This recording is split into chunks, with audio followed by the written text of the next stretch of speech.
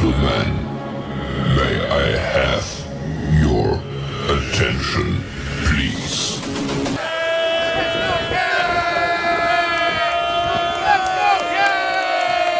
The show starts in 3, 2, 1, go. Good morning, CaneSport. It's September the 25th, 2023. I'm Gary Ferman, the publisher of CaneSport.com, joined this morning by the Young Guns, Izubee Charles and Stephen Wagner, as we discuss the news of the day, presented today by GameTime.co, your headquarters for all of your last-minute ticketing needs, no matter where you are around the country. If you want to go to a sporting event, if you want to go to a concert, you don't have tickets yet, you want a seamless process, you want to be able to get the best prices for best value and have it all guaranteed, GameTime.co or by way of their app is the way to go. We'll talk a little bit more about them later on in the show. And guys, I made the trip to Philly this weekend, and I don't think too many people in Philadelphia were using GameTime.co to get tickets for that game. That was about as sparsely attended. I mean, we've had some small crowds through the years, even at Miami from time to time, but this was kind of like ridiculous. The crowd was announced at 17,000 and change. I guarantee you at least 13, 14,000 of those 17,000 were Miami fans. The Canes Nation stood up, showed up in Philly. Shout out to everybody I met along the way on Saturday morning as I made my way around Philadelphia in a mad dash. Went to Independence Hall, saw where the Declaration of Independence was signed, ran into a bunch of Canes fans there that were checking that out. Then shot on over to the Museum of Art where the Rocky Steps are, ran into a lot of Canes fans there. And we were having a great time running up and down the steps. I did it myself a couple times. And there was a guy that was had his own little concession going there, playing the Rocky music for us. So, every minute it would loop, and you get the dun da da da da da da da, and everybody was getting to run up the stairs and pretend like they're Rocky and get up to the top of the steps and throw their arms up. It was very, very cool. One of my highlights from all the years that I've been traveling the Canes away games, and just to see everybody having so much fun doing something just so silly as emulating a movie. And then they had a statue right there of Sylvester Stallone as Rocky, obviously, where people could take pictures with the statue. So that was an enormous amount of fun.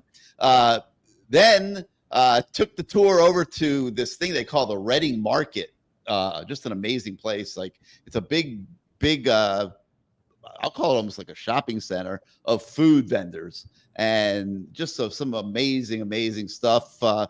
Matt Shodell told me to go get apple fritters. I found the apple fritter place, got that. One of our subscribers told me to try the St. George cheesesteaks in there. I did that, and I will tell you, I wasn't like blown away, but the cheesesteak that I got at the Reading Market was absolutely better than what I got at the next stop, which was Gino and Pat's Cheesesteaks, the tourist traps, the place that everybody's heard of. Their cheesesteaks were barely edible. Just telling, I don't want to offend anybody who lives in Philly, but their cheesesteaks were inedible. I get massively better at my couple vendors here in my homestead of Southwest Broward. Way better cheesesteaks than what I got in actual Philly. So the cheesesteaks are a bunch of hype. And then we got to the football game, and I'm sure everybody saw it. Another very professional-looking performance by the Miami Hurricanes. Ran the ball for 320 yards, and Tyler Van Dyke. It was windy as hell, man. Like the wind gusts from the tropical depression storm, whatever they were calling it at that point of the day, they were gusting probably 20, 30 miles an hour. I mean, it was a little blustery in that stadium, and didn't bother Tyler Van Dyke any. He treated it like he was out on the golf course, and he was just playing the wind and steering the ball into the receivers, and very accurate. So a very, very, very professional performance by Miami as they routed Temple. So Izubee, you were in the trenches with us and were watching every minute of that game and absorbing it. What did you walk away from after, that 3.5 hours was over of Miami versus an overmatched Temple team? I think my biggest takeaway from it was, Miami did what they had to do and, handled business. Obviously, headed into the game, kind of one of the biggest keys we had or things we wanted to see is, will Miami be able to pound the rock, run the ball because, conditions weren't, ideal for throwing the ball around, and, throwing for 400, 500 yards. So I wanted to see, if Miami could pound the rock and, just give it to Temple up front. And they did just that. They left, injury free for the most part. Mario Cristobal said the guys were a little bit nicked up, but nothing serious. So kind of those are the biggest things that I love that I saw too. Miami went in there, they handled the team that they should handle, and then they did it, in a good way. Ran the ball all over them, asserted their dominance, and did their thing defensively. Obviously, a little bit of slip ups in the first half and the secondary, but they kind of, tightened it up in the second half. To Corey Gall's guys, 2 interceptions, which you love to see. Him making strides in the right direction in that secondary. But overall, I just feel like that's a game Miami should have. That's exactly what you expect from this Miami team. You go to Temple, you overpower them, you beat them down, and you leave injury free. You have the bye week to heal up a little bit, fix some things, cross some T, dot some I's, and then you start ACC play with Georgia Tech. So I feel like you couldn't have, done much better, written that script any better for that game for the Hurricanes. You mentioned Corey Couch's interceptions, and I love the first one because it made up for the mistake he made. He just badly misplayed the ball, and the receiver, and the Temple got a massive gain out of it, but then he came back and made the interception. The interception in the second half, I wasn't so thrilled about. Okay, it was 4th down. Temple was going for it from their 25-yard line. They threw the ball about 20 yards downfield. Corey Couch should have just batted the ball down. Miami would have had the ball at the Temple 25.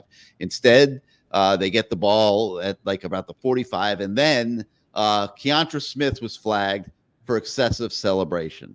So now you're excessively celebrating a play that really shouldn't have happened the way it happened, because you should have batted the ball down. You got to have that situational awareness. You bat the ball down, you take the ball at the 25, and you go in and you score. Instead, Miami, on top of giving up the 20 yards because Corey intercepted the ball, then lost another 15 yards from the penalty. So they ended up losing about 35 yards on this play that they were celebrating wildly. I tried to throw up the caution flag in my column. I hope it was noticed, because this isn't about beating Temple, guys. This is about setting yourselves up for the ACC season. Obviously, Miami is a much better team this year than they were last year. Obviously, they can compete with all these teams on their schedule.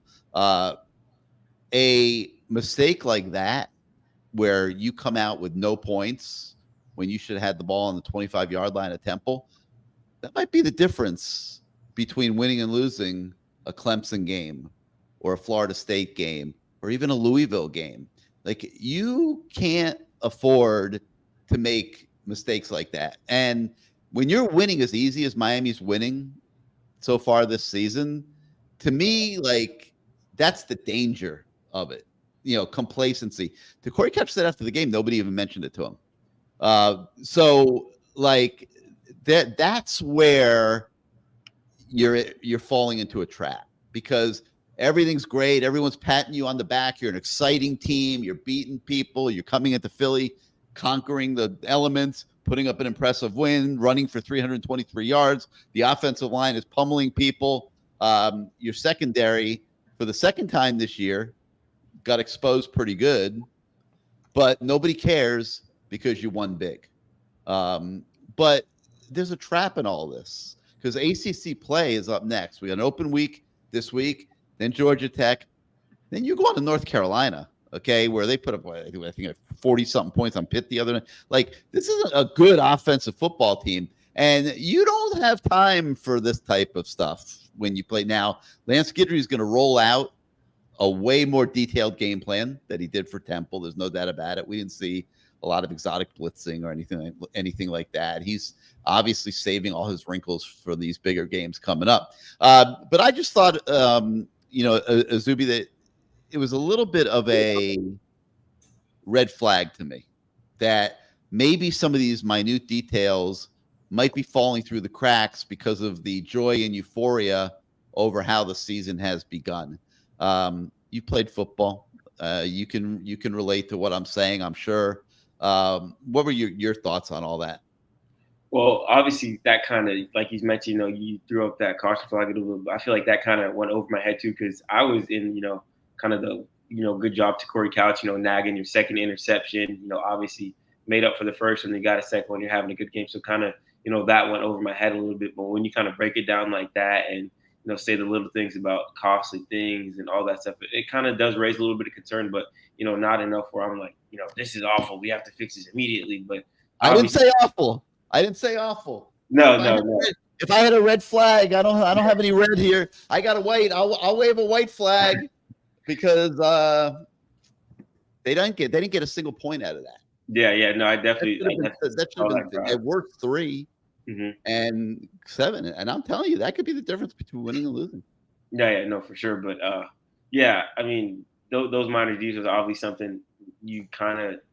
They probably will talk about that a little bit, but that's not something I'm, overly like, man, that's grinding my gears right now. But I was just kind of happy for Corey too, honestly. And man, if I was there, I'd probably be, celebrating, caught a flag too. But that's definitely something you got to kind of keep eye out on a little bit for sure down the road. I was happy for Corey as well. I would have been equally happy if he just knocked the ball down and they got the ball to 25. Just being honest. Yeah. And they got some. Like in the heat of that moment, though, I don't think he's thinking, knock it down and all that stuff. It's not an excuse, man. You got to be thinking. You have to be thinking. If you want to be a winning football team that's contending for an ACC championship this year, Steven, you got to be thinking, right? You got to be thinking at all times. You can't ever shut that brain off. You have to know the situations of the game, and you got to make plays accordingly. Yeah, absolutely. I'll be honest. I kind of had it going on while I had some friends over and I was watching the game, and I went back and I watched the 40-minute cut up of it afterward. But I'll be honest, the thought that I kept on thinking to myself was, when is Miami going to cover the spread? I think it was it closed at like 24 points or something like that. The only thing going on in my mind was, okay, so Miami is going to cover the spread when? Yes, I did feel like there was a little bit of sloppiness here and there that probably needed to be cleaned up. But I mean, let's keep it real. This is Temple. How much stock are you ever going to put into a 41-7 victory over Temple? And yeah, you could say, well, going back so many years, this could have been seen as a trap game. You've got a bye week coming up, and then you've got ACC play after that, and you've got, really kind of weird conditions. Maybe that's not, awesomely conducive to kind of the air raid offense that Shannon Dawson has. You don't know how you're going to be able to throw the ball. Let's take a breath here and remind ourselves, guys, Miami just beat the brakes off of Temple. Let's take a breath before we start picking everything apart here. Oh, I'm picking it apart. I mean, to me, no. Like, to me, if you let stuff go, the little things go, oh boy, we just beat Temple by 40. Like, that's where you are going to get caught the next week. I mean, I'll use Colorado as an example. They're on top of the world, man. Deion's putting on a show. They're getting 9 million viewers against Colorado State. Everybody, they're the talk of college football. The Rock's hanging out in their locker room.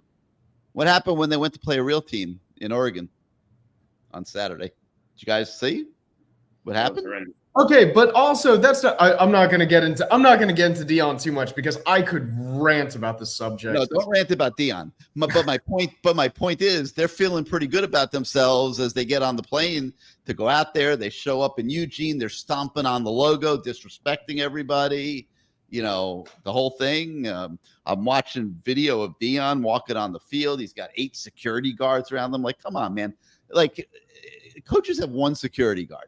You're telling me that Deion needs 8 security guards, 8 burly guys walking out into the stadium with him? I mean, come on, man. They got their butts destroyed by Oregon. I don't think it's smart to let little things go ever. Like, that's just me, my many years of experience. Like, when teams start letting the little things go, that's when they become average teams very, very quickly.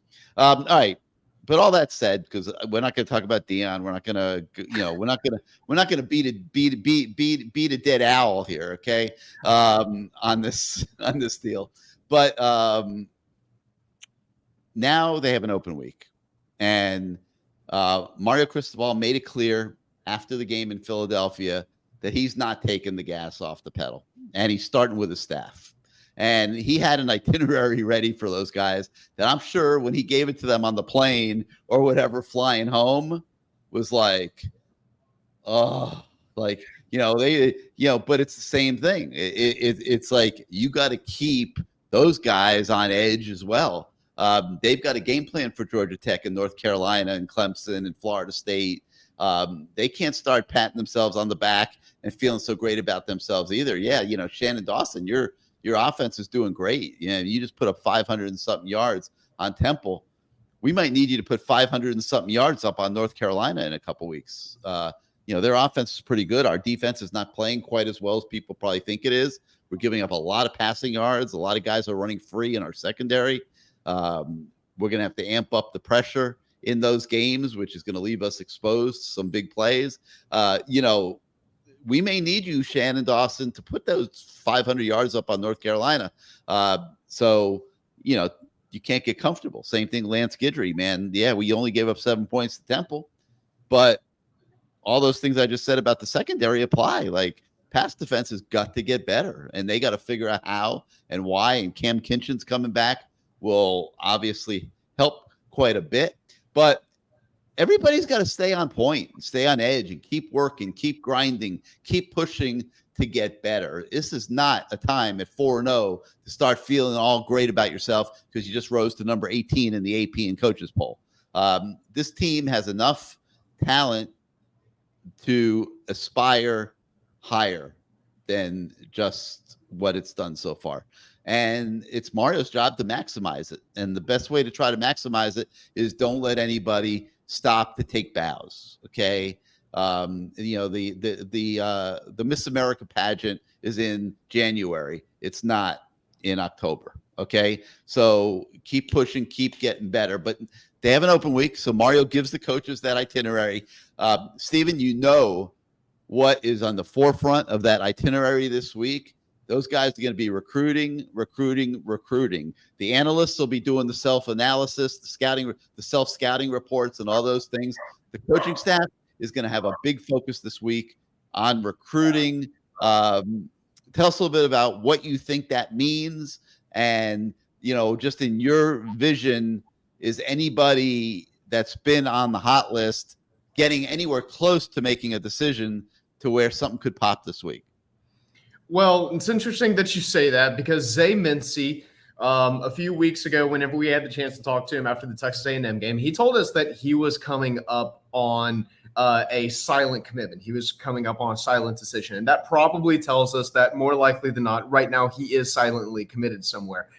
Where he's silently committed, that's kind of I think that's something that we're probably going to have to dig a little bit deeper into, or maybe something that we'll hopefully find out sooner rather than later. Because right now his plan is to try to commit, to try to publicly announce his commitment at the Under Armour All-American game on January 6th. And he told me that kind of the reason why he wants to keep things silent is he didn't want to have to deal with the drama of potentially a public decommitment or publicly having to switch over to a different school in case whatever decision he initially made ended up not being the final decision. Which, I mean, quite frankly, in today's day and age of NIL, we keep seeing these things shift ever so constantly. You never know what's going to happen. And so, I definitely understand him wanting to keep things silent. He's probably a really big name that I would keep an eye on. Aiden Breland, the 5-star defensive tackle, I believe he's a high 4-star defensive tackle out of Mater Dei in California. He should be arriving at a decision soon. Miami's up there with Oregon and Georgia. Those are his top 3 schools. Right now, it kind of feels like Georgia is really in the best spot, and kind of it's between it's a little bit of a battle between Georgia and Oregon, but Miami has very consistently been in this mix for him the entire time. They have been a player in his recruitment really since I arrived on the scene and I started covering Miami football recruiting. That's always been a name that's been mentioned. He's taken a couple of visits down to Miami. He was in Miami back in March whenever they had their junior day, and then he took an official visit here over the summer. Miami's still recruiting him very, very hard. It's definitely a school that he's still considering. And keep in mind, Mario Cristobal has a bond with this kid that goes back to whenever Aiden was in 7th grade. Mario Cristobal offered him as a 7th grader while Cristobal was still the head coach at Oregon. And he's definitely been able to maintain and continue that relationship since he got to Miami. Right now, Aiden doesn't have any other visits scheduled this fall that we know of. He did recently take an unofficial visit to Georgia for a game day trip, but he told us that at the moment he doesn't have any other visits scheduled. But he's definitely another name that I would keep an eye on. He hadn't locked in a specific firm date, but he did say he felt like he was kind of getting closer and closer to a decision. I think LJ McCray would probably fall into that mix too. So at that point, we're looking at a top 30 safety in Zay Mincy. We're talking about a 5-star defensive lineman in LJ McCray. And then we're talking about a very, very high 4-star defensive lineman in Aiden Breland. So I think that those are probably the 3 biggest 2024 names to watch. Of course, we're also going to have some 25 and 26 names that probably aren't as close to committing, but I would still consider names to watch. But really at the top of the radar in terms of the 2024 guys, I would say those 3 are probably the 3 biggest that Miami fans need to be keeping an eye on as they really try to put the finishing touches on this 2024 class. Izubee, anybody you would add to that list? Coming up, there's a JUCO cornerback, Sion Laule. I don't know if I'm saying that right, if I butchered it a little bit, but he's the top junior football prospect in the 2024 class, #1 cornerback, #1 overall player, and he's the former teammate, best friend, roommate of Demetrius Freeney, who Miami got from San Mateo Junior College out there in California. And he's creeping up on a decision on October 8th, which is his birthday. He's deciding between Oregon, USC, and Miami. And, he likes Miami a lot. Mario Cristobal calls him every day. He told me he wished Mario Cristobal happy birthday yesterday. Sunday was Mario Cristobal's birthday. So he spoke with him on his birthday. And he has Demetrius Freeney, recruiting him as well. And the biggest thing with him is obviously he's coming from a junior college, so he's only going to have 2 years left. He wants to go to a program where he can go in and make an impact immediately. And he feels like he can do that with Miami with, a couple of guys in the secondary potentially leaving next year, whether it be graduation or just things like that. And also, having your best friend that you play junior college football with at Miami right now, I feel like that's, a double recruiting pitch right there. Come back, reunite with your best friend and come and, be an impact player with us, right away the second you step foot on campus. And I think he has the ability to do so coming from junior college, 2 years of that, and then, go to Miami. But off the top of my head, that's kind of the guy that I feel like is, the guy to watch right now, really with the commitment coming up on October 8th. All right, there's a few more recruits I want to talk about, but let me take a moment here and talk about GameTime.co. And been thinking about Game Time a lot lately. Yesterday when I was watching the Dolphin game, and I'm like, man, they're putting up 70 points in a home game. People are just going to be going out of their minds over this Miami Dolphin team. But not everyone's a season ticket holder, and all you Canes fans, I'm sure, are not Dolphin season ticket holders. But you might want to go to a Dolphin game at some point. You might need a place to go get your tickets, and maybe you're willing to try something that's not one of the more traditional places, because they are going to guarantee you the best price and the best experience. That is GameTime.co. It actually is a company that was founded when a guy wanted to go to a San Francisco Giants playoff game out on the West Coast, and had a horrible experience, had problems printing his tickets and so forth and so on. He said, I got to do something about this. And he created GameTime.co. And when you're buying tickets to your next event, you shouldn't have to worry about where you're going to get them. Game Time is the fast and easy way to buy the tickets for all your sports, music, concerts, comedy, theater events, whatever you want to go to in this entire country. GameTime.co will have you covered, and they have killer last-minute deals, all-in prices. You can view the seats, the viewpoint of the seats from your seat, and they guarantee you the best price. And if you buy a ticket from GameTime.co and you find the same ticket in the same section in the same row for less money, they give you 110% guarantee on your purchase. That's pretty darn good. So Game Time is the only ticking app that gives you complete peace of mind with your purchase. And they've got deals right up until the start of events. So it's never too late to go to gametime.co or download their app and put that on your mobile device and go get yourself some last minute tickets to a game.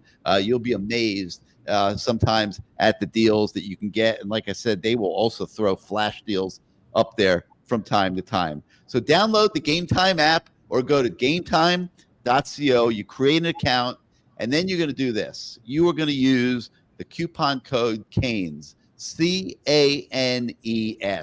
And if you do that, they are going to give you 20% off your first ticket purchase. So CANES is the code. They'll give you 20% off your ticket purchase. Make sure you read all the fine print when you're making your buys. Nothing too crazy, but it's always good to know what the terms of each deal are. So download Game Time today for your last minute tickets at the lowest price, guaranteed. You won't be sorry that you did. All right, Steven and Izubee, the good thing is you guys don't have to go to gametime.co to get tickets for all these great high school football games that you guys have been going to. And let's take a second here and talk about that Miami Central Chaminade game from a couple nights ago. Just an incredible display of athleticism out on that field.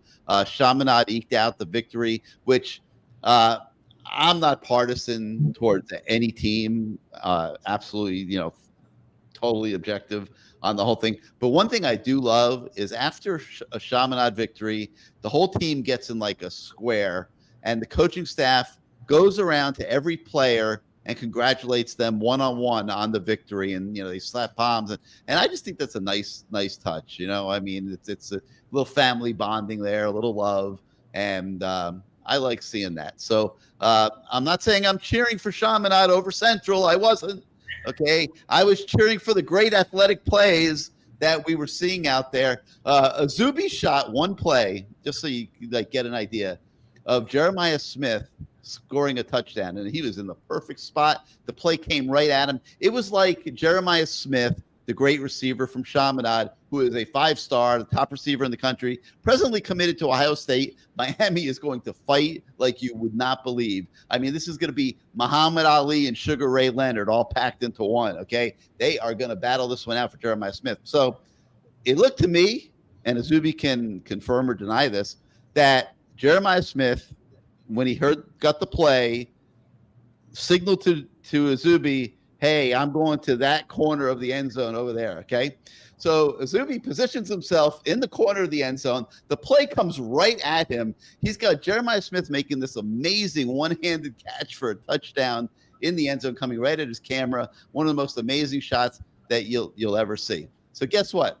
Izubee, being the aggressive young guy that he is, he puts the video together on our TikTok, our CaneSport TikTok, okay? And if you guys have not checked out all of our social media channels, make sure that you guys add yourselves to those, because we do have supplemental content that we put out on Twitter, Facebook sometimes, Instagram.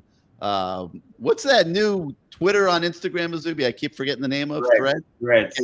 We even are throwing stuff on Threads on the hope that maybe some of you guys out there might want to follow us on Threads. It's coming a little slow. We'll see how it goes, because it does take a few minutes a day to keep that thing up to date. But my point is in TikTok as well, and all these channels are growing like crazy. So we put this video that Izubee shot on our TikTok, and by the next morning, it had gotten more than 1 million views. Okay, so Izubee, you are the videographer of the people. You made a lot of people happy that they got to see that great play, and but the game I thought was just spectacular, and just so many athletes on the field. Steven, I'll start with you. As you watched all that on display, what were your thoughts? I mean, really, the first thought that really popped out to me was that, quite frankly, this is all that Miami needs to be great. The amount of talent that's on the field, the recipe for success at a school like Miami, the talent acquisition process for Miami. This is just proof that it is exactly the same as it's ever been, that absolutely nothing has changed since Howard Schnellenberger decided to create the State of the U back in the 1980s. And I mean, I'm looking at I'm watching this game. I'm watching guys like JoJo Trader.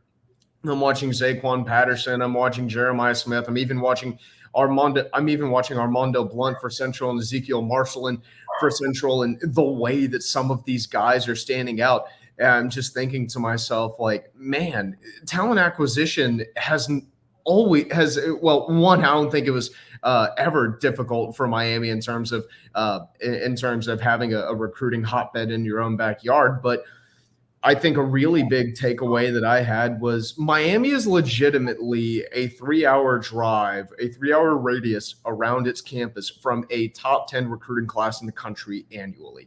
If Miami can stick to the script and Miami can really replicate what Howard Schnellenberger did, what Butch Davis did, what Dennis Erickson did, what Jimmy Johnson did. I mean, the recipe for success is still exactly the same as it's ever been. And I really thought that was on display Thursday night at Traz. Izubee? Yeah, my biggest takeaway from all that is Mario Cristobal needs to call the Brinks truck, back it up at Jeremiah Smith's house, and say, whatever you want, we got you, buddy. It won't be Mario. It'll be the collective. Yeah, but I don't think you're going to have to worry about that one. I don't know that there'll be a budget for Jeremiah Smith. Just because, obviously, watching him, it's like I've covered, high school sports for the last 3 to 4 years, and he is easily, hands down, the best player I've ever seen, touch a high school field. He's 6'4", 200-some pounds. He runs routes like a slot receiver. His catch rate is unbelievable. He doesn't drop passes. The video I got of him with the one-handed catch, that wasn't against, some no-name, defensive back. That was a very high 4-star cornerback, Amari Wallace, who's a very, very good defensive back that Miami's also recruiting. And it's just, you watch him and it's just like, this kid shouldn't be playing on this field with these other high school kids. It's kind of unfair. And it's just like, Steven was there. Steven saw the same thing I saw. Watching him in person, it's just like, this kid's just amazing. Like, I would do anything in my power, anything to have this kid stay home in Miami if I'm the Hurricanes. But obviously a lot of other talented kids on that field. We saw LaWayne McCoy. He went both ways for a while and impressed before he caught 2 cramps in both of his calves, and he was kind of out for the rest of the game after that. He impressed a little bit. Ezekiel Marson, like Steven mentioned, for Central on the defensive side of the ball. Zaquan Patterson is an amazing open field tackler. I was talking to someone a few days ago, and I was like, Zaquan Patterson is kind of the perfect replacement for Cam Kitchen. When he leaves, you bring in another safety, South Florida kid that's, has that leadership, has that dog mentality, has that alpha mentality. He brings that to the field. It's just, like Steven said, it's so much talent on that field. It's like Miami could go there, recruit those 2 teams for the next 10 years, and, you have your recruiting classes set. But my biggest takeaway, Jeremiah Smith, is one of one, like Geno Smith said. I haven't seen anything like him. And it's talent pool. That was South Florida football, on best display, on full display right there. When you were talking there and you were saying, I would do anything, I was thinking you were going to say, I would do anything to have his talent transferred to my body so that I could be the same level of wide receiver as Jeremiah Smith. But it's interesting because Steven did a grading after the game. He graded the players that played in that game, and he didn't just give Jeremiah Smith an A. He didn't just give Jeremiah Smith an A+. He didn't give him an A++. He gave Jeremiah Smith an A+++ in that game, and obviously very well deserved. Other guys, Armando Blunt, the Miami committed defensive lineman, 2025 class. And Central 4-star defensive tackle Randy Dirica both got A grades. Wow, Steven. Armando Blunt doesn't surprise me. Where'd Randy Dirica come from? Well, that was kind of a question that I'd been asking myself until he popped up on the Miami visitor list a few weeks ago, and we saw him at a Miami football game. He's a 2025 4-star prospect, and I'll be honest, I'd been to a few Central practices, and I really hadn't been overly blown away. I was like, wow, he's clearly very talented, but I hadn't really been blown away. But Thursday night against the best team that they've faced so far, I thought he was absolutely dominant. I thought that him and Armando Blunt absolutely commanded the line of scrimmage for Central. Whereas Armando, I think, is a little bit more of like a hybrid 3 or a 5 technique. He could maybe play inside at the college level, depending how his body fills out, or he could play on the edge like he is at the moment. Randy is much more of a true interior defensive lineman. I'm telling you, this kid is a load to deal with. He is not someone that you want to meet in the trenches. And I felt like, especially whenever he was matched up against guards, because I felt like Chaminade game planned an approach to block him as a true nose tackle. I felt they game planned that very well. But whenever he was matched up against guards, I felt like he was really able to do whatever he wanted, wherever he needed to do to really control his side of the line of scrimmage. Whenever him and Armando Blunt were on the same side, I mean, simply put, Chaminade did not have success to that side. And you could tell a lot of what Chaminade had game planned going into the game was trying to figure out, okay, how can we do different stuff to limit his effectiveness and Armando Blunt's effectiveness. I thought both of them were incredibly impressive, and I'm really, really excited to see how both of these guys continue to shape out.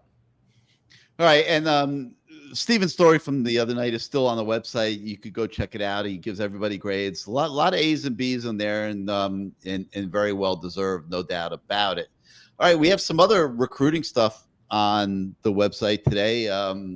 Izubee, he's when there's a camera involved, Izubee's kicking butt these days. He's got a really nice inside the lines feature with a recent Miami commit, Boynton Beach, Palm Beach Central 4-star wide receiver, Wade Charles. And Izubee, tell us a little bit about your time with Wade Charles. I watched the entire thing. I thought it was one of the cooler inside the lines videos that we've had over the months. What did you walk away from after talking to Wade Charles? Oh yeah, that Charles last name, man. If you have that, there's just something about that. But, Wade Charles is a guy that kind of caught my eye over the summer and a little bit last year. When I started covering the Hurricanes recruiting, and on the field, he's an awesome kid, huge wide receiver. Big, fast, strong, all things you want, and a wideout. And having a chance to talk to him, he's just an awesome kid off the field as well. Real funny kid. We talked about how he just started playing golf. He said he's, the next Tiger Woods. We talked about his relationship with Kevin Beard and a whole bunch of other things. And just, hearing him talk about how he went to the University of Miami game versus Texas A&M and how fans were saying his name. And he was like surprised that people knew his name. I'm like, man, you're one of the best wide receivers in the country. Of course, people are going to know your name. So real humble kid. And says a lot of good things about Miami, why he wanted to, commit so early when he could have went to literally almost any school in the country with over 30 offers. So just, got to know him a little bit, talk about everything. It was a really good conversation with Wade, man. I really did enjoy it. Yeah, it really is. So make sure you guys check that out today on the website. It's worth watching. It's about, I think, 10 minutes or so, and it's really worth watching. He's a very nice young man, and he's talented, man. It's like, I don't know that he's Jeremiah Smith at this point, Izubee, but he's got another year to develop. And I don't know that, there's only one Jeremiah Smith, but you start projecting ahead. If Miami's able to flip Jeremiah and, put JoJo Trader out there and put Wade Charles out there, with some of the guys that they've got on the team right now and keep advancing that wide receiver room, it's going to bode well for the program, no doubt about it. All right, a couple other recruiting things on the website today. We've got a story on Buford, Georgia 2025 linebacker Montrez Walker. He's getting a ton of attention since he decommitted from Michigan September 11th. That's including Miami. Stephen, how intense is Miami's recruitment of Walker? Well, Miami definitely wants to get him down to campus for a game this fall, and Walker is very interested in making the trip down. Mantrez is a prospect on a very, very talented Buford team who, he can kind of be, I don't really want to say overlooked, but whenever you see, some of the talent around him, a lot of talent can go to a lot of the other, 4 and 5 star prospects on a team like Buford, especially when I believe he's the number 2 prospect in the country in the on-3 industry ranking at the moment. Dylan Raiola is the quarterback over at Buford, and I believe he's the number 2 quarterback in the country right now as well. But Walker is definitely a prospect that Miami is interested in, and a prospect that Miami wants to continue to evaluate and wants to keep getting down for visits. I think one thing to remember is whenever whenever a school brings a prospect down for a visit to campus, that's not only to impress the prospect and their family, even though that absolutely is a priority for them, but the coaches also kind of want to get a better feel for what this kid is like in person. So that's all part of the evaluation process. The evaluation process is not strictly on the field. The coaches also want to get a good feel for, hey, how is this kid? What's he like? And kind of how do we see things moving forward here? Is he a kid who we could envision on our team? So I think there's still a long way to go in his evaluation, but he is definitely a prospect that Miami is keeping a very, very close eye on, and a prospect that Miami really wants to get back to campus. All right, and there's also a story on the website today on Palm Beach Gardens, Benjamin School, 4-star 2025 edge, Amari Williams. And he's now locked in a game day visit with Miami for the October 21st home game against Clemson. There are going to be an enormous number of recruits at that Clemson game. We'll be having a bunch of stories for you guys here in the next few weeks on kids that are going to be visiting for the Clemson game. But you can get a head start and get a feel for where the recruitment is with Amari Williams this morning on the website. All right, so today's not going to be a typical Monday. We're not going to have Mario Cristobal today. We're not going to have Shannon Dawson today. Not going to have Lance Guidry today. They're busy out working, and they're giving the coaches a week off from their Monday media availabilities. But we will be on the case, bringing you guys a whole lot of content here as the week goes forward, and maybe later in the week we'll get back to actual football team coverage. We've got Matt Shodell in the lab. He's going to be producing some of his typical analysis features this week that I'm sure you guys have grown to love. Matt does a great job on those. So we will have tons of content for you guys this week, even though it is an open week. But that's going to do it for today for Good Morning CaneSport. We thank you so much for beginning your day with us. If you are on YouTube right now watching and you like this show, hit your subscribe button, hit your like button. It helps us with the algorithms. If you're on the player on our actual site, then there's no like button or subscribe button yet, but you can get a subscription to CaneSport.com if you do not have one yet. Your subscriptions allow our entire team to do what we do every single day. We would love to unite the entire Canes Nation around this team this year, this season. If you're not yet a subscriber, hop on over to our website and join our community fans, join our website. We will do our best to make sure that you are not sorry that you did, and we will do our best to enhance your fan experience as you go forward from the day that you subscribe to CaneSport.com. So for Izubee Charles and Stephen Wagner, I'm Gary Ferman. Thank you so much for joining us today. We'll see you tomorrow, everybody.